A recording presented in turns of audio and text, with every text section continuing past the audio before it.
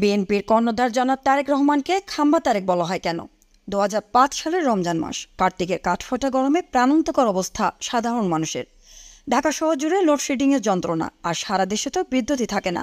এমনকি ইফতার তারাবির সেহরির সময়ও বিদ্যুৎ না থাকায় অবশেষে ক্ষুব্ধ হয় আপামর জনতা। অথচ সে সময় শুধু খাম্বা বসিয়ে হাজার হাজার কোটি টাকা লোপাট করে তৎকালীন প্রধানমন্ত্রী খালেদা জিয়ার পুত্র তারেক রহমান। ফলে বিএনপির আমল জুড়ে বিদ্যুৎ ও গ্যাসের সংকটে অন্ধকারে নিমজ্জিত হয় দেশ। 1996 সালে সরকার গঠনের পর আওয়ামী লীগ যখন বিদ্যুৎ উৎপাদন ক্ষমতা 4300 মেগাওয়াটে উত্তীর্ণ করেছিল, তারেক রহমানের সীমাহীন দুর্নীতির কারণে বিএনপি আমলে তা কমে হয় মাত্র 3200 মেগাওয়াট। বিএনপি জামায়াতের দুঃশাসনের এই আমলে খোদ ঠাকাতেও দিনের বেলা মোমবাতি জ্বালিয়ে নিয়মিত স্কুলের ক্লাস নিতে বাধ্য হয়েছেন শিক্ষকরা। বিদ্যুৎ না থাকায় পানি উত্তোলন ব্যাহত হয়েছে শহরে। ফলে জীবন মৃত্যুর সন্ধিক্ষণে দাঁড়িয়ে প্রতিবাদী হয়ে ওঠে রাজধানীর সাধারণ জনগণ। এ সময় গ্রাম অঞ্চলে বিদ্যুৎ না থাকায় চাষাবাদের জন্য ডিজেল চালিত সেচ পাম্পের উপর নির্ভরশীল হয়ে পড়েন কৃষকরা। সেই সুযোগে ডিজেল ও সারের দামও বাড়িয়ে দেয় হাওয়া ভবন সিন্ডিকেট। তবে তারেক মামুনগঞ্জের লুটপাটের বিরুদ্ধে দেশের বিভিন্ন স্থানে শুরু হয় তীব্র প্রতিবাদ।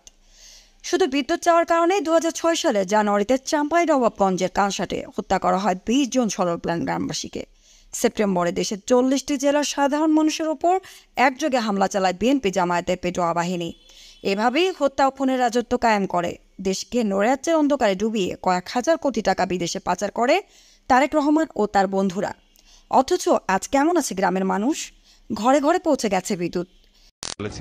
দেশের লোক তো গরিব, প্রধানত এটি তার মূল কারণ ছিল যে দেশের লোকের অবস্থা যতদিন পরিবর্তন করে ততদিন আমিও নিজে অত বিলাসিতা পছন্দ করি না আর কি।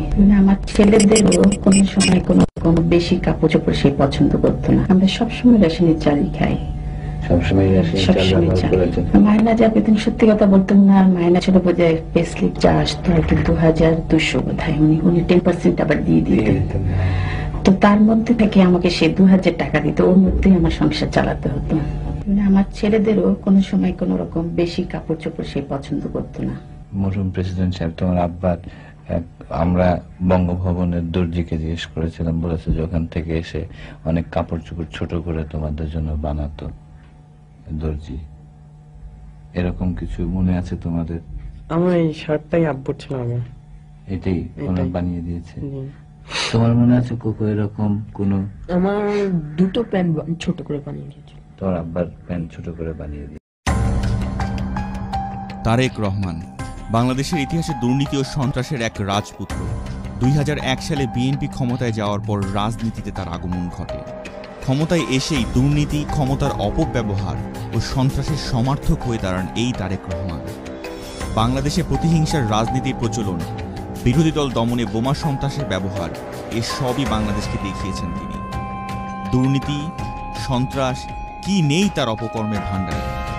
চলুন এক পলকে দেখে নেওয়া যাক তার অপকর্মগুলো। 2004 সালের 21 আগস্ট আওয়ামী লীগের সমাবেশে তারেকের নির্দেশে গ্রেনেড হামলা চালানো হয়, যেখানে 22 জন নিহত এবং শতাধিক মানুষ আহত হয়। 2005 সালের 17 আগস্ট তারেক রহমানের মদদে জেএমবি সারা দেশে একযোগে 63 জেলায় 434 স্থানে বোমা বিস্ফোরণ করে, সেখানে 2 জন নিহত এবং অর্ধশত আহত হয়। 2004 সালের 1 এপ্রিল চাঞ্চল্যকরভাবে পুলিশের হাতে ধরা পড়ে 10 গ্রাম অস্ত্রের চালান। তারেকের নির্দেশে ও পরিকল্পনায় এই বিপুল পরিমাণ অস্ত্র আনা হয়েছিল। তারেকের পরোক্ষ মদদে 2006 সালের 4 জুলাই বসুন্ধরা গ্রুপের প্রকৌশলী সাব্বিরকে খুন করা হয় এবং পরবর্তীতে হত্যা মামলা ধামাচাপা দিতে 21 কোটি টাকা ঘুষ গ্রহণ করেছিল তারেক রহমান। শুধু বিদ্যুৎ সেক্টর থেকে তারেক 20,000 কোটি টাকা লুটে নিয়েছিল। এই দুর্নীতির পরিপ্রেক্ষিতে তিনি খাম্বা তারেক হিসেবে পরিচিত হন। 2003 থেকে 2007 সাল পর্যন্ত ঘুষের মোট 20,41,25,843 টাকা সিঙ্গাপুরে পাচার করে। এতিমদের সহায়তা করার উদ্দেশ্যে জিয়া অরফানেজ ট্রাস্ট নামে বিদেশ থেকে আসা 2,10,71,671 টাকা আত্মসাৎ করেছিলেন তারেক ও তার মা খালেদা জিয়া। তারেক জিয়া বেলজিয়াম ও সৌদি আরবে 1200 কোটি টাকারও বেশি অর্থ পাচার করেছে। এছাড়া কানাডার কোম্পানি নাইকোকে অনৈতিকভাবে সুবিধা দেওয়ার বিনিময়ে বিপুল পরিমাণ অঙ্কের টাকা ঘুষ নিয়েছিলেন তারেক। এই দুর্নীতি করেই যে তিনি জীবন পার করছেন তা নয়, তার ডিকশনারিতে রয়েছে নারী কেলেঙ্কারির মতো অনেক ঘটনা। সুন্দরী নারীরা মানেই ছিল তারেক জিয়ার ভোগের বস্তু। বিশ্ব বেয়াদব যার উপাধি, সে বেয়াদব এখনো লন্ডনে বসে তার অপকর্ম চালিয়ে যাচ্ছে। আর যাই হোক, দেশের রাজনীতিতে তারেক রহমানের মতো দুর্নীতিগ্রস্ত খুনির কোনো স্থান থাকতে পারে না। অপরাধী তারেক রহমানের বিচার দ্রুত শেষ হওয়া দরকার। আমরা সেই প্রত্যাশাই রইলাম।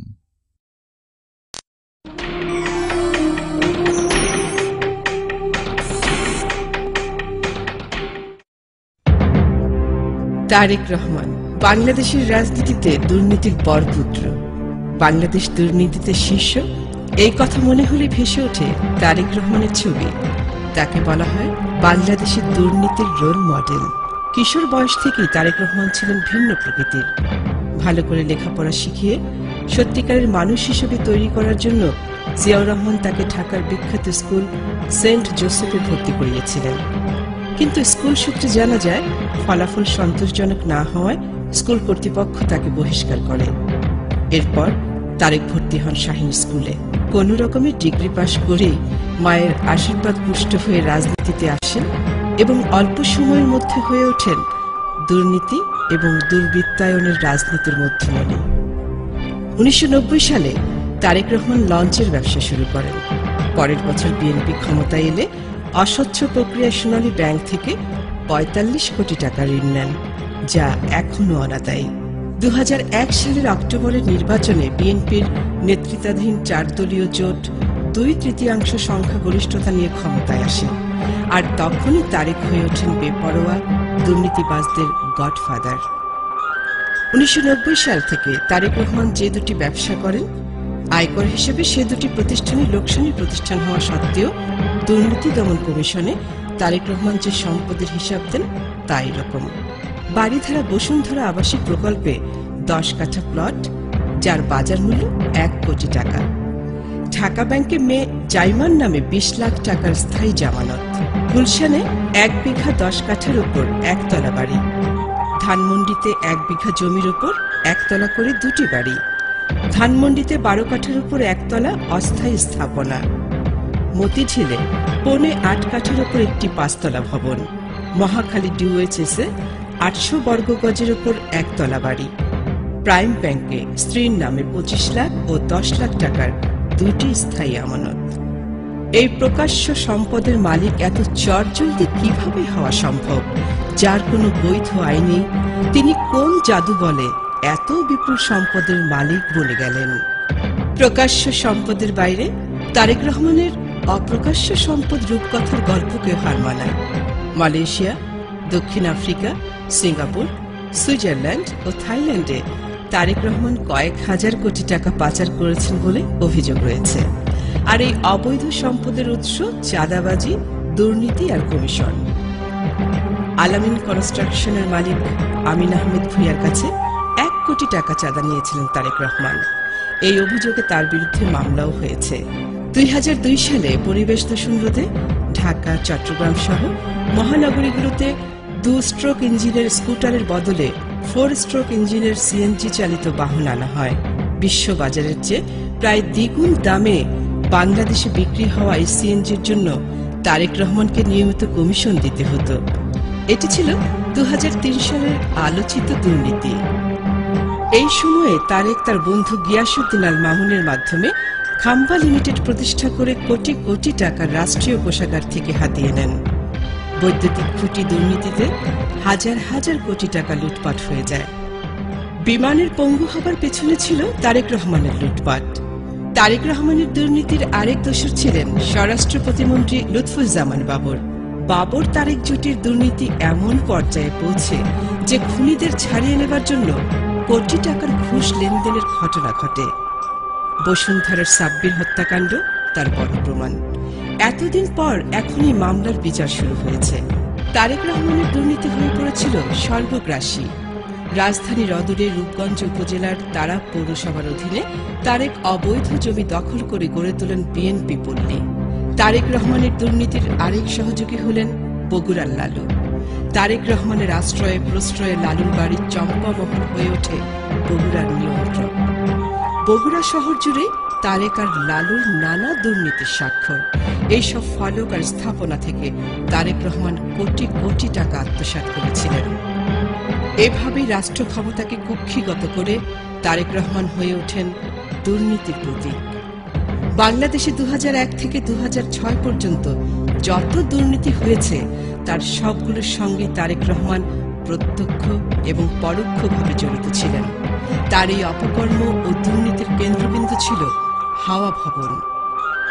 হায় বাংলাদেশ, এই তারেক রহমানের মুক্তি দাবি করা হচ্ছে আজকাল।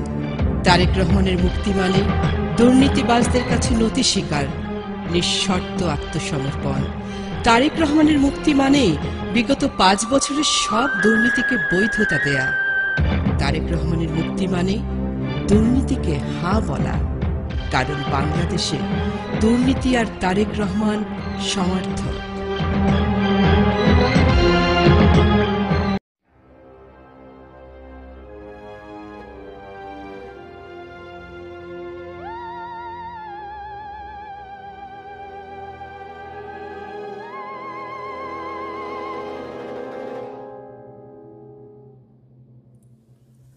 সাল 1964, নভেম্বর মাস। এবার এই সালের প্রতিটি সংখ্যা পাশাপাশি যোগ করুন, অর্থাৎ 1 + 9 + 6 + 4, যোগফল দাঁড়ায় 20। এই যোগফলের সংখ্যাটি একটি বিশেষ দিন, অর্থাৎ 20শে নভেম্বর। বাংলাদেশের খুব প্রত্যন্ত একটি জায়গা, যেখানে একটি 100 বছরের পুরনো ঘরে চলছে এক্সরসিজম, বাংলায় বললে তন্ত্র মন্ত্র। লোকাল ওঝা বিশেষ কায়দায় এই তন্ত্র মন্ত্র পরিচালনা করছেন। উদ্দেশ্য অতি ভয়ঙ্কর, দুষ্টু এবং অতৃপ্ত একজন প্রেতাত্মাকে নিজের জিম্মায় নিয়ে আসা, কারণ সেই ওঝার আছে ভয়ঙ্কর পরিকল্পনা। রাতভর চলল তন্ত্র মন্ত্রের খেলা। শেষ রাতে হঠাৎ করেই চারিদিকে ঠান্ডা শিরশির বাতাস ঘরে ঢুকে পড়ল। দরজা জানালাগুলো বারবার খুলছে আর বন্ধ হচ্ছে। ওঝা বুঝতে পারল সেই প্রেতাত্মা পৃথিবীতে চলে এসেছে বাংলাদেশে একটি শিশুর রূপ ধরে। আর এর কিছু বছর পর থেকেই বাংলাদেশে শুরু হলো ভয়ঙ্কর সব ঘটনা। 1979 সালে বাংলাদেশের 29টি জেলার 1964টি মসজিদ থেকে হাজার হাজার জুতো চুরি হয়ে গেল একসাথে, কিন্তু সবার চোখের অগোচরে। সে সময় ফেসবুক আর ইউটিউব না থাকার কারণে কেউ অনুধাবনও করতে পারল না পুরো দেশেই এই চুরি হয়েছে। কিন্তু কিভাবে?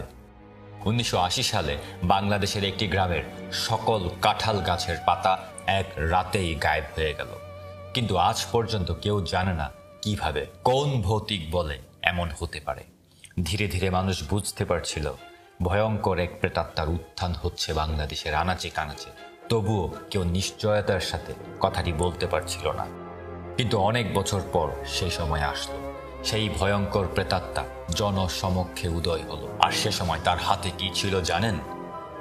তার হাতে ছিল একটা ভাঙা সুটকেস। কিন্তু সুটকেস ভাঙা ছিল বলে কেউ তাচ্ছিল্য করবেন না, কারণ প্রেতাত্মা এই ভাঙা সুটকেস থেকেই বেরিয়েছে হীরা, মণি, মুক্তা, জহরত, টাকা, ডলার আর হাজার মানুষের রক্ত। এমনকি এই ভাঙা সুটকেস থেকে বের হয়ে এসেছিল বিশাল বড় বড় সব খাম্বা। কিন্তু কিভাবে, সেটার কোনো বৈজ্ঞানিক ব্যাখ্যা আজ পর্যন্ত কেউ দিতে পারেনি। জনসমক্ষে আসার পর সেই প্রেতাত্মা আরো ভয়ঙ্কর হয়ে উঠল। কিছু বছর যেতে না যেতেই সে বাংলাদেশের সব প্রেতাত্মার, এমনকি পাকিস্তানিদের রেখে যাওয়া সব প্রেতাত্মাদের রাজা হয়ে উঠল, এক অঘোষিত ভূত সম্রাট। হাওয়ায় ভেসে আসা একটি ভবনে থাকতো এই প্রেতাত্মা, যার কারণে এই ভবনকে মানুষ ডাকত হাওয়া ভবন।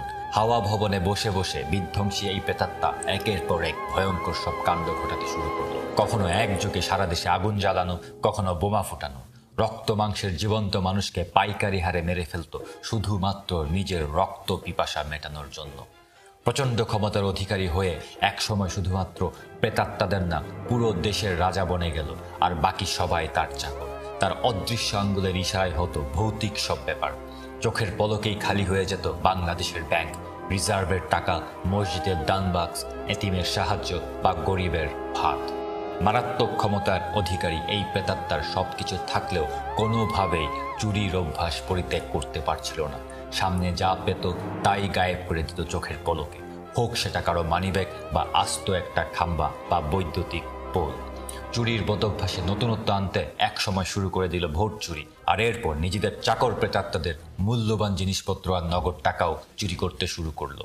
কোনোভাবেই তার চুরি থামছিল না, নিয়ন্ত্রণের বাইরে চলে গিয়েছিল সবকিছু। প্রেতাত্মার 2 কাঁধে গজিয়েছিল পাখা। কিন্তু কথায় আছে, পিপিলিকার পাখা গজায় মরিবার তরে, আর প্রেতাত্মার পাখা গজায় কোমর ভাঙার আগে। প্রেতাত্মা যতই ভয়ঙ্কর হোক না কেন, সবার উপরে মানুষ সত্য, তাহার উপরে নাই। পুরো বাংলাদেশের মানুষ ত্যক্ত, বিরক্ত আর অতিষ্ঠ হয়ে সেই প্রেতাত্মাকে বধ করে খাঁচায় ভরে ফেললো একদিন। ভালো মতো প্যাকেট করে কার্টনে ভরে উড়াল যান দিয়ে পাঠিয়ে দিল বিলেতে। সে সময় বিলেতের বড় চিড়িয়াখানায় প্রেতাত্মাদের খাঁচাটা ছিল খালি। বিলেত সেই সুযোগটা লুফে নিল, সেই প্রেতাত্মাকে চিড়িয়াখানায় ভরে দিল। লক্ষ লক্ষ মানুষ ভিড় করলো সেই প্রেতাত্মাকে একটিবার দেখতে। কিন্তু বাংলাদেশে আরো একবার নতুন সূর্য উদয় হলো। প্রেতাত্মার কলঙ্ক মুক্ত হলো বাংলাদেশ। শান্তি ফিরে আসলো দেশে, সুখ ফিরে আসলো মানুষের মনে। এখন আর কোনো চুরি হয় না এই দেশে, এখন আর কোনো কিছু গায়েব হয়ে যায় না। খাম্বাতে থাকে বিদ্যুতের লাইন, এতিমের টাকা এতিমের কাছেই থাকে। শুধু মাঝে মাঝে সেই প্রেতাত্মা কিছু রেখে যাওয়া চাকর প্রেতাত্মারা নানা মসজিদে জুতো চুরি করে, এছাড়া তেমন কোনো অঘটনই নেই। আর বাংলাদেশের মানুষ এখন অনেক সচ্ছল হবার কারণে এক জোড়া জুতো চুরি হয়ে গেলে তা নিয়ে ফেসবুকে স্ট্যাটাস দেওয়া ছাড়া তেমন একটা মাথা ঘামায় না। সত্য ঘটনা অবলম্বনে আমার এই অ্যানালজিক্যাল গল্প এখানে শেষ হচ্ছে, কিন্তু জানেন কি গল্পের শুরুতে সেই ওঝা কে ছিল যেই এই প্রেতাত্মাকে বাংলাদেশে এনেছিল? দেলোয়ার হোসেন সাইদি নাকি জিয়াউর রহমান? উত্তরটা জানাতে ভুলবেন না, নতুবা বিলেতের সেই ভূত প্যাকেট করে আপনার বাসায়ও পাঠিয়ে দিব।